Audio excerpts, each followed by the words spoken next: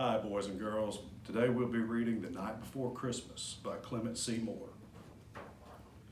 'Twas the night before Christmas when all through the house not a creature was stirring, not even a mouse. The stockings were hung by the chimney with care, in hopes that St. Nicholas soon would be there. The children were nestled all snug in their beds, while visions of sugar plums danced in their heads, and Mama in her kerchief and I in my cap had just settled down for a long winter's nap. When out on the lawn there arose such a clatter, I sprang from my bed to see what was the matter. Away to the window I flew like a flash, I tore open the shutters and threw up the sash. The moon on the breast of the new fallen snow gave the luster of midday to objects below, when what to my wondering eyes should appear but a miniature sleigh and 8 tiny reindeer.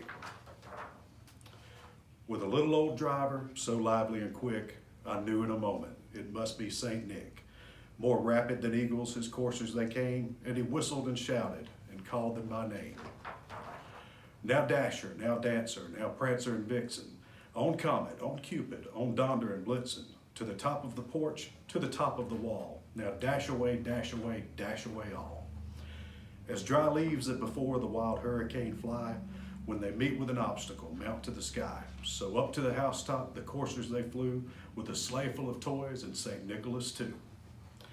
And then in a twinkling I heard on the roof the prancing and pawing of each little hoof.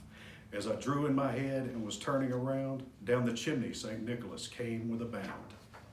He was dressed all in fur from his head to his foot, and his clothes were all tarnished with ashes and soot.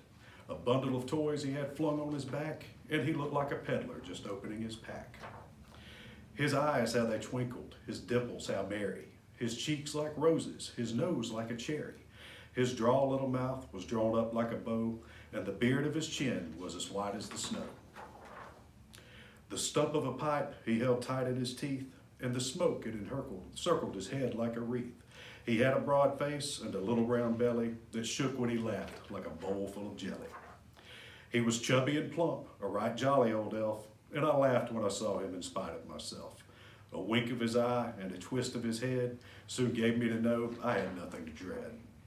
He spoke not a word, but went straight to his work, and filled all the stockings, then turned with a jerk, and laying his finger aside of his nose, and giving a nod, up the chimney he rose.